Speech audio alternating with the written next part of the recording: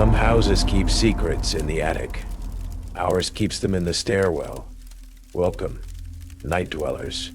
You've just stepped into Night Creepypasta Rules, where reality doesn't just crack, it splits. Tonight, we bring you a true tale from the Blue Ridge Mountains, a crumbling Victorian house, a grandfather with 3 rules, and a girl who broke them, one step at a time. This is more than just a haunting, it's an inheritance, and what she inherits might just follow you home. So before we begin, hit that subscribe button, and if you've ever felt the urge to count your steps, leave a comment below, because by the end of this story, you'll never trust a staircase the same way again. Watch to the very end. There's a twist waiting in the attic, and trust me, you'll hear it coming. Asheville welcomed me back with open arms and misty Blue Ridge peaks, hazy in the late summer light, the air tasting clean and cool after the city's stale breath. It smelled like coming home. Damp earth, pine needles, wood smoke curling from distant chimneys. The faint, sweet perfume of fading gardenias in the overgrown front yard. Grandpa Arthur welcomed me with a hug that felt both papery frail and surprisingly fierce. His familiar scent of pipe tobacco and peppermint a comforting anchor in the swirl of my recent life's wreckage. Returning here, to the sprawling old house perched on a slope just outside town limits, wasn't my plan A, or even plan B, but it was necessary, both for his care and my own fractured finances and spirit. Then came the list. Not groceries, not chores. 3 rules, he called them, for staying safe and sound in the house he swore was just settling naturally, his faded blue eyes clouding over with something I couldn't quite read as he recited them. Rule 1 involved careful arithmetic.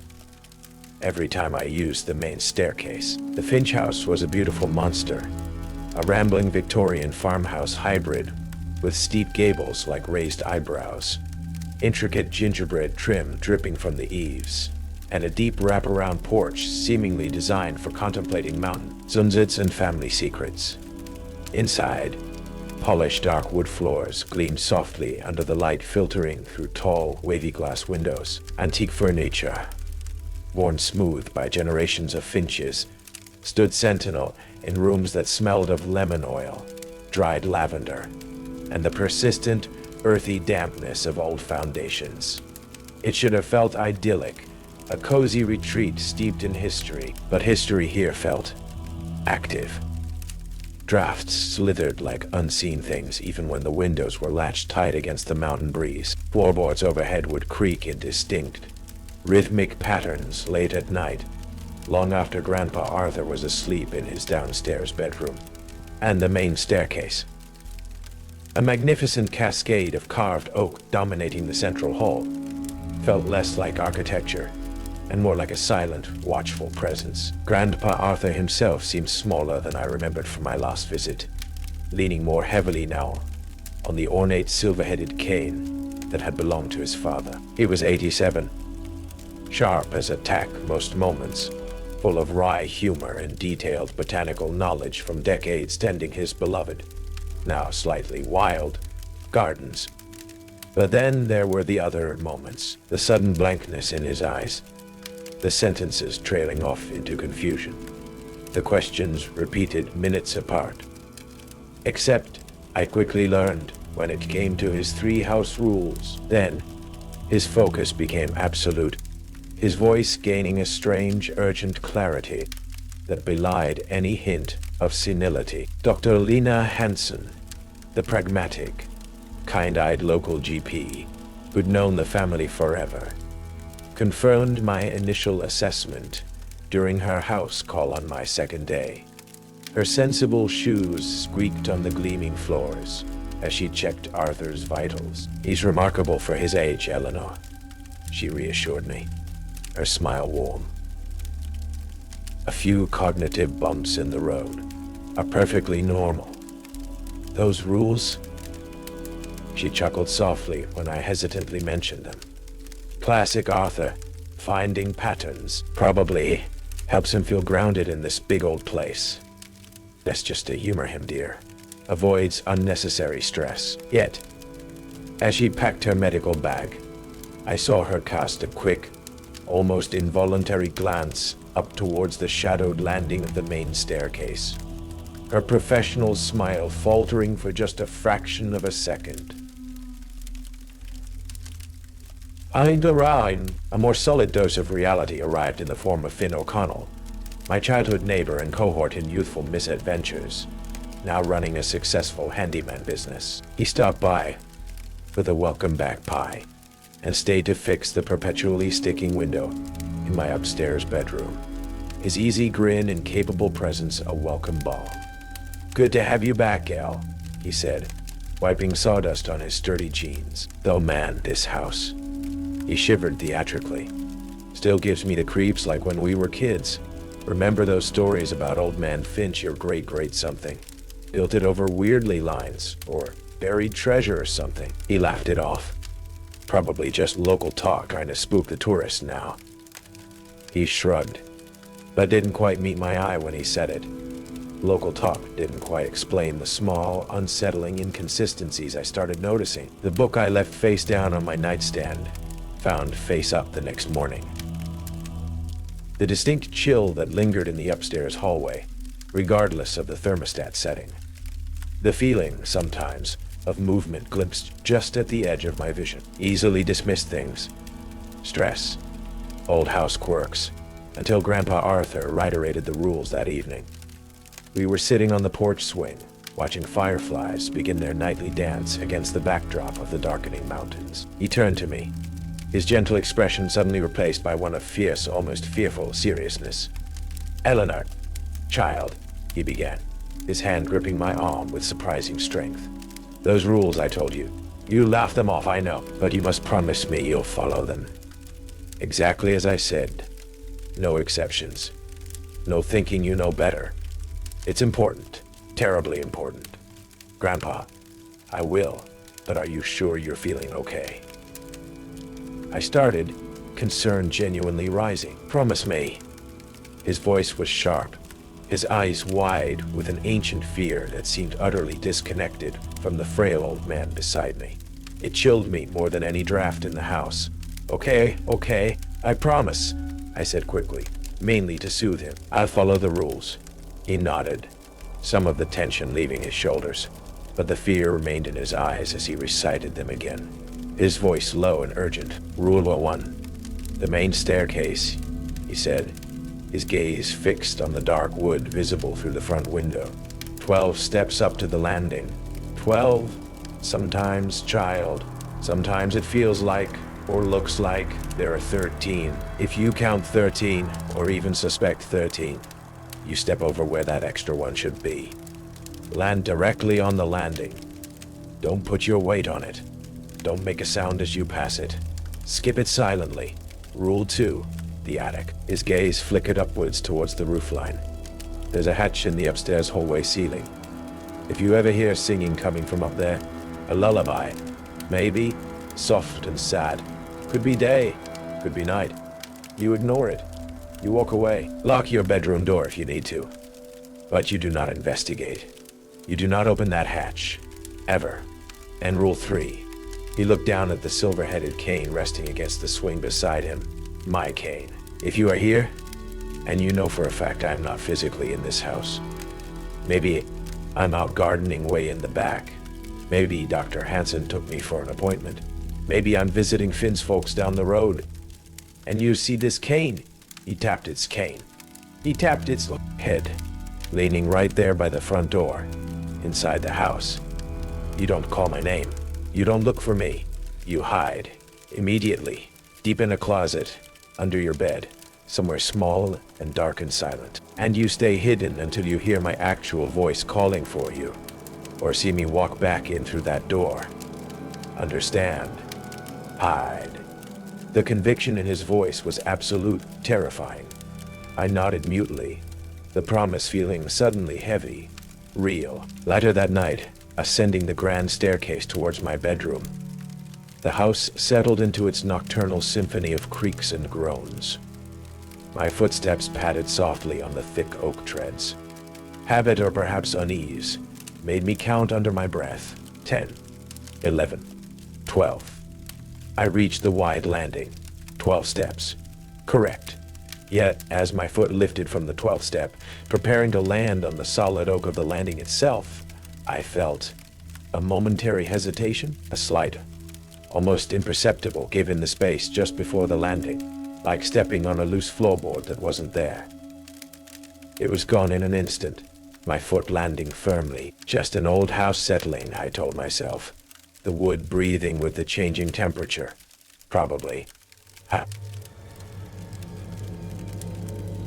Life settled into a strange rhythm, punctuated by Grandpa Arthur's moments of startling lucidity and unsettling confusion. I learned the house normal creaks and groans, the way the wind sighed through the ancient pines outside, the scent of wood smoke from the hearth mingling with the musty sweetness of old books. I tried to dismiss the rules as Arthur's eccentricity, the house quirks as my own overactive imagination fueled by the move and my recent life upheaval. I focused on tending the overgrown garden with him, listening to his stories of Asheville past, trying to ignore the prickling sensation on my neck whenever I walked the upstairs hallway alone.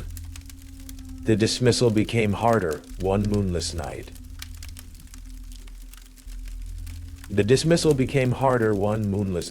I woke parched around 3 a.m., the house utterly silent except for Arthur's soft snoring from his downstairs bedroom, tiptoeing down the grand staircase for a glass of water.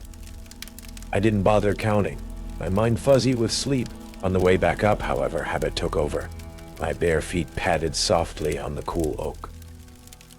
10, 11, 12. My foot lifted for the final step onto the wide landing, but my brain registered something wrong. I stopped, heart suddenly pounding, and looked down carefully. There, seamlessly integrated between the 12th step and the landing, was another step. It hadn't been there 10 minutes ago. It looked identical. Same dark, polished oak, same slight wear pattern. Yet it felt fundamentally wrong, like a glitch in reality, an intrusion. The air around it felt colder, thinner. Rule of 1 screamed in my mind. If you count 13, skip it silently. Panic coiled in my gut. Skip it. How? It looked solid.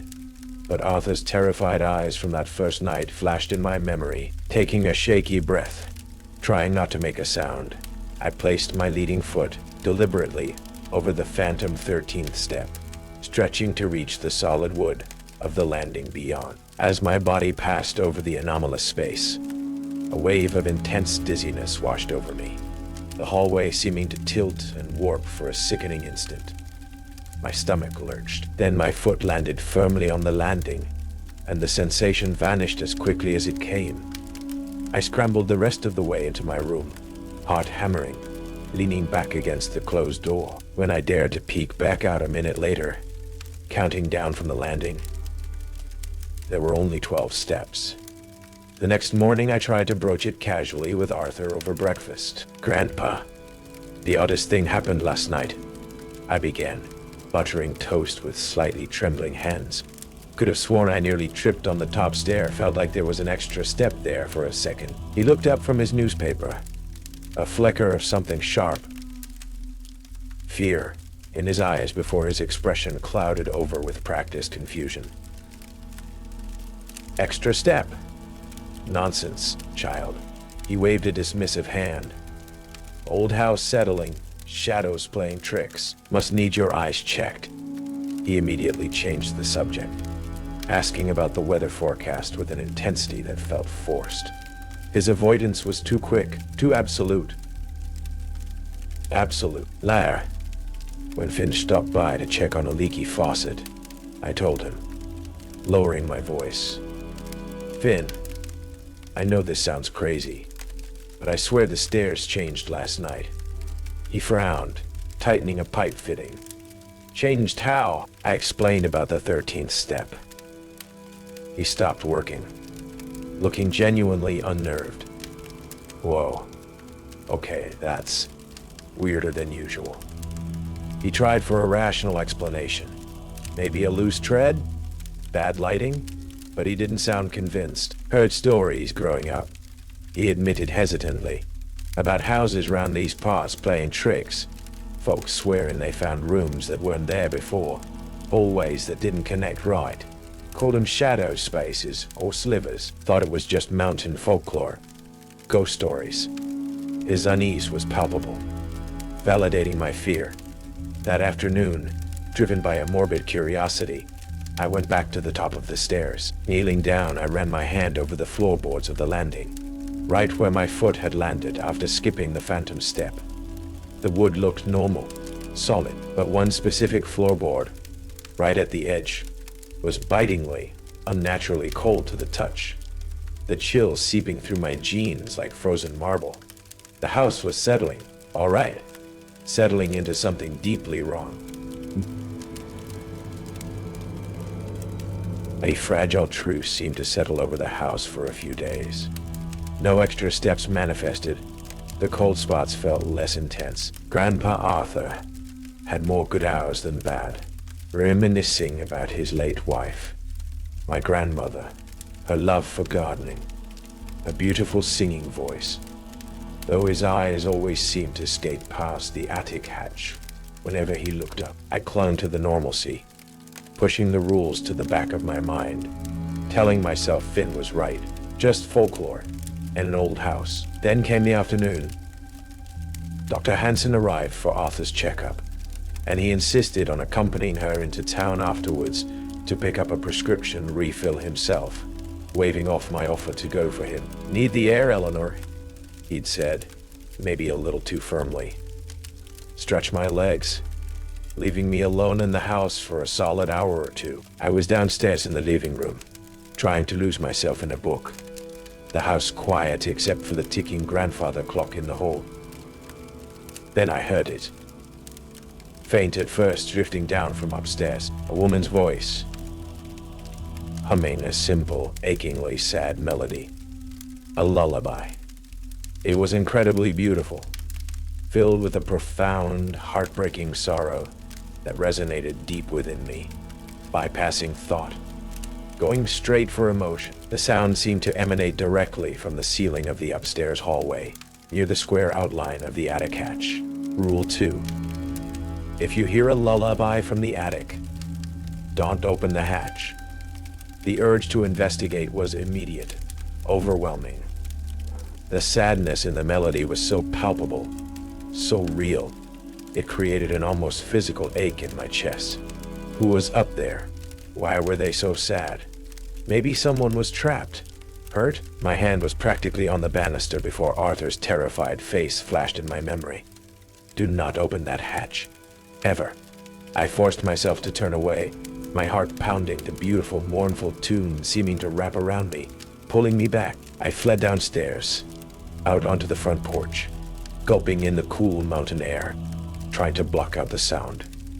But I could still hear it faintly through the open window, a thread of pure distilled grief weaving through the afternoon quiet. It went on for perhaps 15 minutes, an eternity, before finally, slowly, fading into silence, leaving behind an emptiness that felt heavier than the sound itself. When Arthur returned, cheerful after his outing, I couldn't help myself. "Grandpa?" I asked, trying to sound casual as I helped him with his coat. "Do you ever hear strange noises from the attic? Maybe when the wind blows? Like singing?" His reaction was instantaneous and volatile. His face flushed. His grip tightened on his cane. "Wind," he snapped, his voice harsh. "Just the wind in the eaves, Eleanor. There is nothing in that attic but dust, insulation, and bad memories, best left undisturbed. I forbid you from going up there. Do you understand me? Absolutely forbid it." His vehemence was shocking, far beyond simple irritation.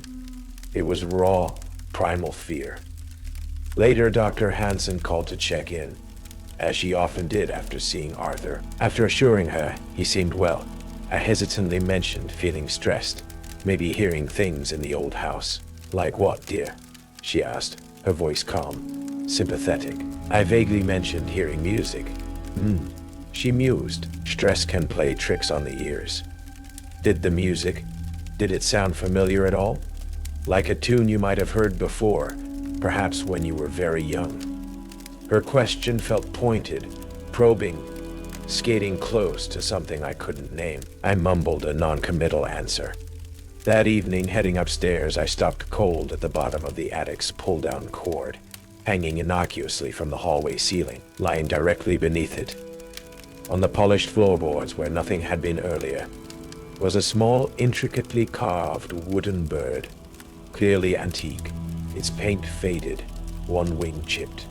A child's toy. My stomach churned. The lullaby hadn't just been sound. It was a presence, and it was leaving gifts. The house seemed to hold its breath after the lullaby incident. The subtle weirdness intensified. Doors it left ajar found firmly closed. Objects migrating slightly across tabletops overnight. The cold spots becoming more frequent, more pronounced. Grandpa Arthur seemed to fade a little more each day.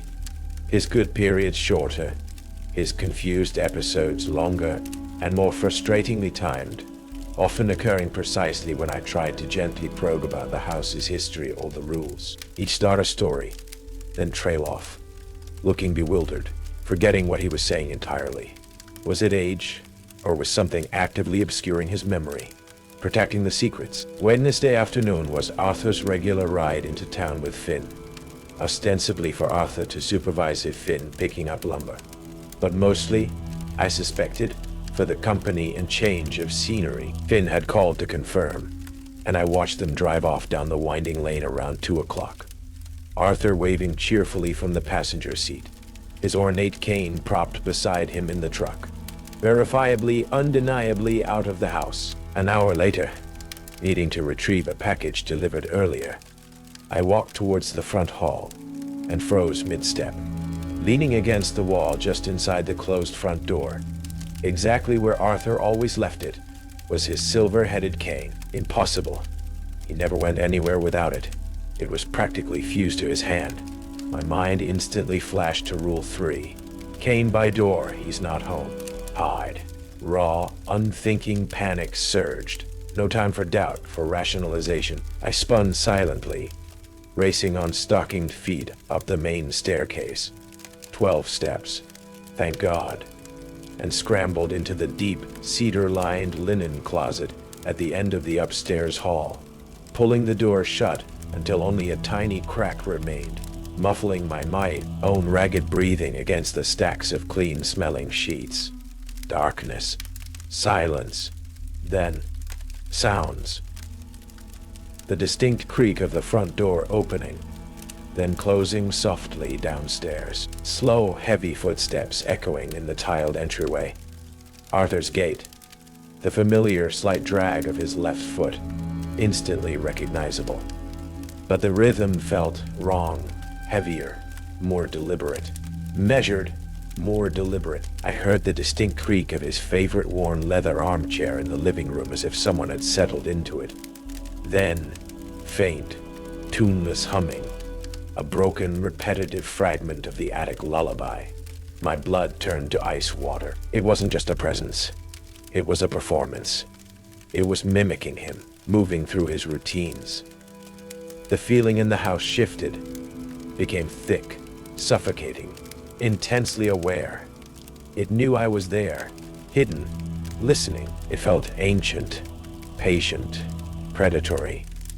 I squeezed my eyes shut, praying with a fervor I hadn't felt since childhood, focusing on the smell of cedar and clean linen, anything but the terrifyingly familiar sounds downstairs. An eternity seemed to pass, measured only by the frantic hammering of my own heart. Then, mercifully, the distant rumble of Finn's pickup truck returning up the lane, cheerful voices outside. Finn's easy baritone, Arthur's slightly reedy tenor responding. The real Arthur.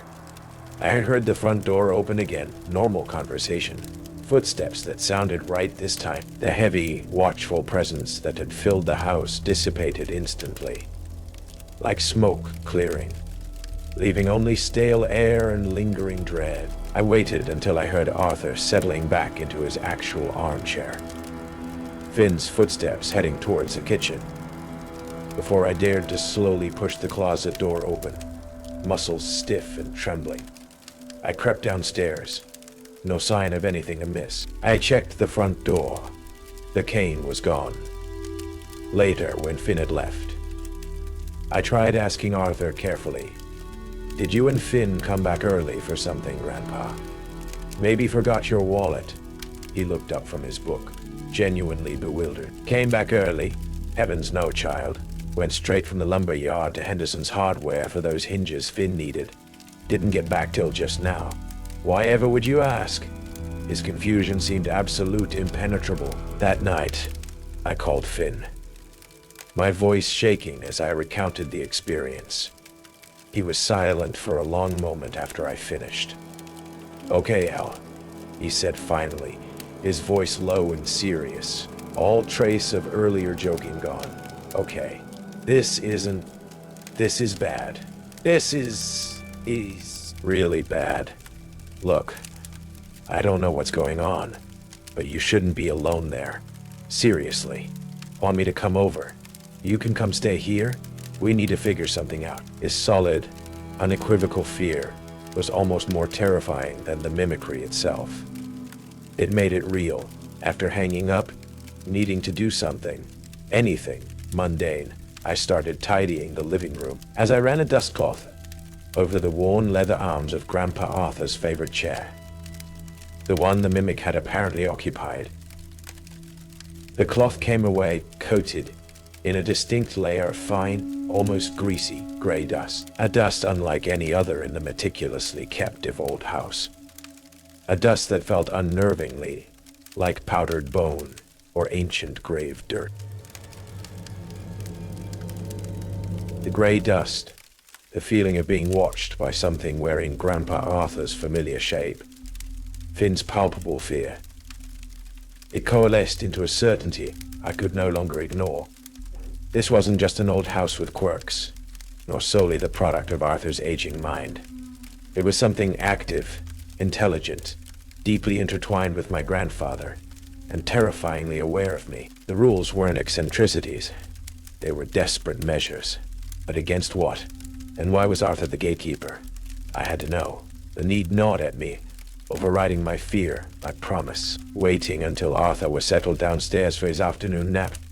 A deep, almost unnaturally heavy sleep that sometimes overtook him. I crept upstairs, my heart pounding a frantic rhythm against my ribs.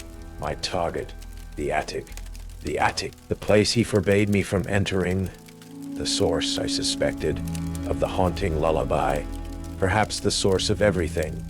The pull-down cord for the attic hatch felt cold, slightly damp in my hand. Hesitation warred with determination. His voice echoed in my mind. "Do not open that hatch. Ever." But the image of the cane leaning by the door, the gray dust on the armchair, fueled my resolve. I pulled. The hatch resisted for a moment, then groaned open, releasing a cascade of dust motes and a thick, ancient smell. Dry rot, brittle paper, lavender gone to dust, and something else, something indefinably sorrowful. Armed with a flashlight, I ascended the rickety folding ladder into the oppressive darkness. The air was thick, heavy, silent. Beams crisscrossed a low space, draped in cobwebs like macabre decorations. Forgotten furniture huddled under white sheets, ghostly shapes in the gloom. Trunks sat sealed like tombs. My flashlight beam cut through the darkness, landing on a small, dust-covered wooden chest, tucked away in a far corner, partially hidden behind a broken rocking horse. It wasn't locked. Inside, beneath layers of yellowed linens and moth-eaten baby clothes, I found them. Old journals bound in cracked leather, bundles of letters tied with faded ribbon. Daguerreotypes of stern-faced ancestors staring out with familiar finch eyes. I opened the oldest journal, the paper brittle. The script detailed family history, births, deaths, and whispers of a shadow that clung to the bloodline, a taker of joy, particularly drawn to the children. Then, a horrifying entry detailing the sudden, inexplicable death of a young child. Arthur's older sister, named Lily, found lifeless in this very attic nearly 80 years ago, clutching a small wooden bird, the Lullaby. I frantically searched the other journals, finding Arthur's own from decades later, written after his parents had passed, leaving him alone in this house with the inheritance. His entries detailed escalating fear, unexplained phenomena mirroring my own experiences, his desperate research into obscure family lore and folk magic. And then, the crux of it all, written in his familiar spidery hand, dated nearly 50 years ago. A detailed account of a ritual performed, a desperate pact made. He had offered himself as the primary anchor, the main focus for the inherited parasitic entity, the kin shadow, he called it, vowing to contain it, to manage its influence through specific actions and avoidances, the rules, in exchange for it, leaving other family members, his own children, Eleanor's parents, largely unharmed, allowing them to eventually leave the house, something his own parents hadn't achieved. The rules weren't just quirks. They were the literal terms of a supernatural truce. My hands shook as I held the journal. He knew.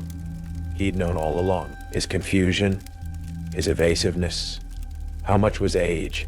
How much was the entity's drain? And how much was a deliberate, terrified lie to protect the Pact? To protect me from the truth, from becoming the next target. Clutching the journal, photographic proof clutched in my other hand, I descended the attic ladder, my mind reeling with betrayal, fear, and a strange, aching pity. I found Arthur awake now in his armchair downstairs, not reading, just staring towards the main staircase, his expression impossibly weary. He looked up as I approached, saw the journal in my hand, and his face crumpled. The knowing sadness in his eyes was confirmation enough. "Tell me, Grandpa," I whispered, my voice thick with unshed tears, placing the open journal gently in his lap. "Tell me it's not true." The kin shadow, Lily, the Pact, the rules. He didn't try to deny it. Tears tracked through the wrinkles on his cheeks as he recounted the burden he'd carried for half a century. The entity, ancient, feeding on their family line, strengthened immeasurably by Lily's death in the attic. His desperate ritual to bind it more closely to himself, becoming its primary vessel, its warden. The rules, hammered out through terror and trial and error, conditions to keep the kin shadow contained, sated with his life force, his attention, preventing it from seeking a stronger, younger host, preventing it from following his children when they finally fled this house. His secrecy, his lapses, all part of the terrible price of protecting his bloodline. I did it. I did it to keep it quiet, Ellie. He choked out, reaching a trembling hand towards me. To keep it here, with me, so you, so everyone else, could be free. His confession, the raw emotion, the explicit naming of the entity, and the terms of the broken truce, hung heavy in the air, and the house, or the entity within it, responded. A low, guttural groan echoed not from the floorboards, but from the very foundations of the house itself. The temperature plummeted, sucking the warmth from the room, raising gooseflesh on my arms. The lights flickered violently, casting the room in strobing nightmare glimpses, then died completely, plunging us into near total darkness lit only by the weak, gray light filtering through the windows. From upstairs, the main staircase groaned loud, the sound of warping, splintering wood echoing down. In the gloom, I could just make out the silhouette of the staircase, twisting, steps appearing and disappearing like glitched images, an impossible shifting structure, barring any escape upwards. Rule 1, nightmarishly unbound. Then from the ceiling above the hallway, the attic hatch burst downwards with explosive force, splintering wood raining down. No sad lullaby now, a high-pitched, multi-layered shriek of pure rage and ancient sorrow erupted from the black void above, piercing my skull, echoing with the combined grief of generations. Small, insane objects began pelting down from the darkness, the sound of dried flowers scattering, wooden beads clattering, the distinct chilling rattle of something small and silver hitting the floorboards. Rule 2. Its containment shattered, and then the mimicry. Multiple instances of Arthur's ornate cane suddenly appeared in the gloom. One leaning impossibly against the rattling front door, another lying halfway up the warping staircase, a third seeming to hover unsupported in the center of the living room doorway. While the real Arthur sat trembling beside me, shadowy figures began to coalesce at the edges of my vision, indistinct but all sharing his stooped silhouette, his familiar shape, turning towards us. Rule 3. Its warning now a terrifying multiplied threat. The pact was broken. The kin shadow, unleashed from the careful confines Arthur had maintained for 50 years, raged through its domain. The house itself became its weapon, warping, shrieking, mimicking. And we were trapped inside the last of the Finch bloodline, facing the full fury of our inherited nightmare. The moment the confession left Grandpa Arthur's lips, the fragile truce shattered.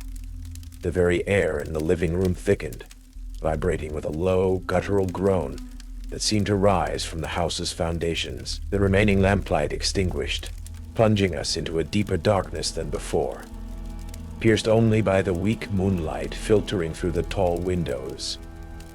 "It knows," Arthur whispered, clutching my arm, his frail body trembling violently. "The pact is broken." It heard. Chaos erupted.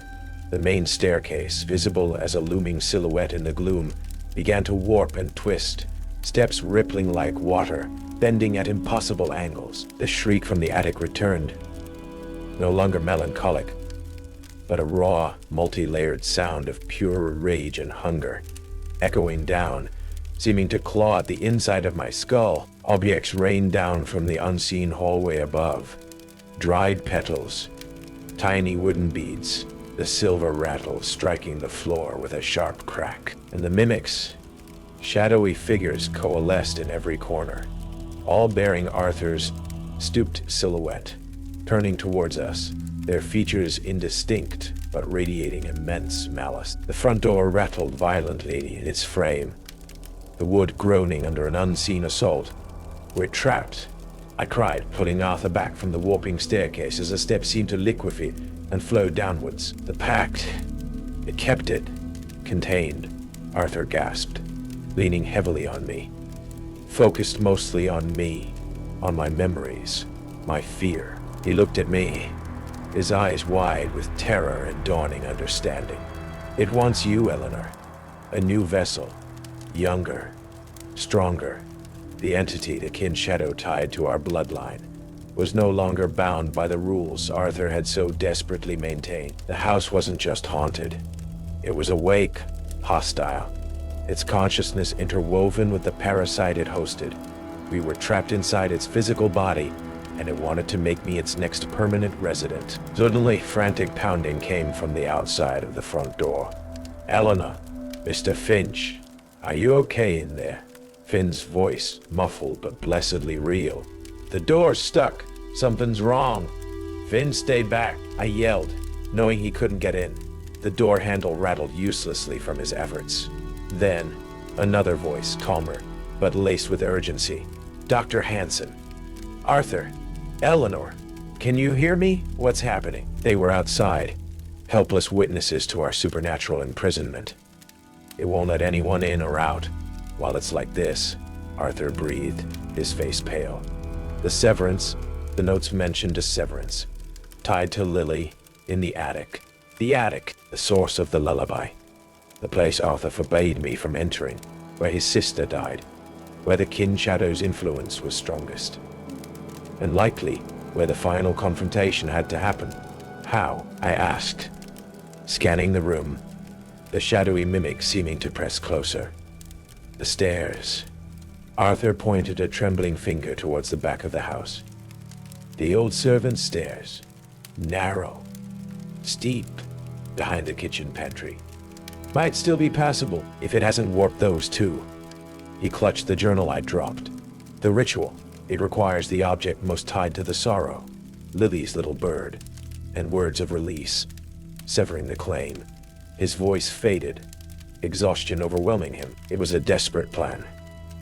Navigate a hostile, reality-warping house to reach the entity's focal point. And attempt an ambiguous ritual based on fragmented notes. All while the kin shadow raged around us. But it was the only plan. Okay, Grandpa, I said, helping him to his feet, my own fear a cold knot. Okay, let's go find Lily's bird. Navigating the house was a nightmare. The narrow servant's staircase behind the kitchen was still physically intact, but the short journey upstairs felt miles long. Hallways seemed to stretch and shrink. Doorways shifted. Whispers echoed from empty rooms, mimicking my voice, Arthur's. Even Finn's shouts from outside. Shadowy figures flickered at the edge of vision, always with Arthur's shape. The kin shadow played with us, using the house as its sensory deprivation tank, amplifying fear, disorienting us. Arthur leaned heavily on me, murmuring fragments of prayers, his breath shallow. We finally reached the upstairs hallway. The attic hatch gaped open, a black void overhead, the rage-filled shrieking replaced now by a low, sorrowful humming that was almost worse, thick with ancient grief and hunger. The small wooden bird lay on the floor directly beneath the opening, seemingly placed there deliberately. The ritual, Arthur rasped, pointing towards the hatch, then clutching his chest. Needs to be done. At the source. In the attic. Must. Acknowledge the sorrow, but refuse the inheritance. Sever your link. He slumped against the wall, unable to go further. I'll draw its focus. Here. Leaving him leaning there, pale and trembling. Felt like tearing off a limb, but the humming from the attic intensified, pulling at me. Steeling myself, I picked up the cold, smooth wooden bird, its chipped wing digging into my palm, and ascended the rickety ladder into the heart of the darkness. The attic was colder than any grave, the air thick with the smell of dust and profound sadness. In the center of the floor, illuminated by a weak shaft of moonlight from a grimy dormer window, was a small, empty rocking cradle, swaying gently back and forth on its own. The humming emanated from it, intensifying as I approached. Shadows writhed on the rafters above, coalescing, taking on fleeting shapes. A child's face contorted in fear. Arthur's face aged and despairing, my own reflected back in horrifying mimicry. Waves of grief, rage, and a terrifying possessive need washed over me, trying to drown my resolve. Clutching the wooden bird, I forced myself to remember the fragmented instructions from the journal, Arthur's desperate whispers. Acknowledge, but refuse. I spoke the words, my voice shaking but clear in the oppressive silence, directing them at the cradle, at the swirling darkness. I spoke of Lily, acknowledging her tragic death, the sorrow that birthed this cycle. I spoke of Arthur, acknowledging his sacrifice, his flawed pact made from love and fear. Then, holding the bird aloft, I spoke the words of severance, focusing all my will on my own bloodline connection. I acknowledged the grief, I declared, but I refuse the shadow. I refuse this inheritance. The pact is broken. Your claim on me ends now. For a moment, absolute silence. Then, a deafening psychic scream erupted, slamming into me, throwing me backwards off my feet. The cradle overturned with a crash. The shadows surged, lashing out, the cold burning like fire. But the focused personal pull towards me, the feeling of the entity trying to latch onto my consciousness, snapped. The link, however tenuous, was broken. Trembling backwards, I half fell down the attic ladder, pulling the hatch shut behind me, the finality of its slam echoing through the suddenly quieter house. Arthur was slumped where I left him, conscious but weak. Downstairs, the front door stood slightly ajar. Finn, we half carried, half dragged Arthur out of the oppressive atmosphere of the house and into the blessed normalcy of the cool night air. Finn rushing to help, his face etched with relief and disbelief. We didn't look back. We got Arthur settled into a quiet assisted living facility closer to town, under Dr. Hansen's watchful care. He was frail, his memory more fragmented than ever, the ordeal having taken its final toll. He never spoke of the house, the Pact, or the kin shadow again. I handled the sale of the house remotely, through lawyers, with minimal disclosure beyond structural issues and family history, my guilt warring with self-preservation. Let someone else deal with its echoes. I left Asheville soon after, needing distance, needing anonymity. I found a quiet apartment in a nondescript city, hundreds of miles away, built a new, deliberately unremarkable life. For a long time there was peace, until one ordinary Tuesday morning, walking up the concrete steps to my office building. 12 steps to the landing, my foot automatically hesitated before the top step, preparing to step over something that wasn't there. I paused, mid-stride, confused by the ingrained, instinctual movement. Why had I done that? In that moment of hesitation, a wave of inexplicable cold washed over me on the busy city sidewalk, carrying the faint, ghostly scent of dust and sorrow and old wood. It was gone in an instant, lost in the exhaust fumes and the morning bustle. The house was behind me. The pact was broken. I had severed the direct link, but the inheritance lingered, a cold whisper in the blood, an echo in the bone. The kin shadow was still bound to the Finch line, wherever it might lead. And sometimes on unfamiliar stairs, my body still remembered to skip the 13th step. She skipped the 13th step. She resisted the lullaby. She obeyed the rules. But some rules aren't for safety. They're for containment. The house may be behind her now, but echoes travel, and inheritance always finds its bloodline. Thank you for watching Night Creepypasta Rules. If this story stirred something cold inside you, leave a comment. Tell us, would you have followed the rules? Tap subscribe if you want more horrors that don't just knock. They know your name. And remember, if you ever hear singing from the attic, don't listen too long. This isn't a warning. It's a ritual.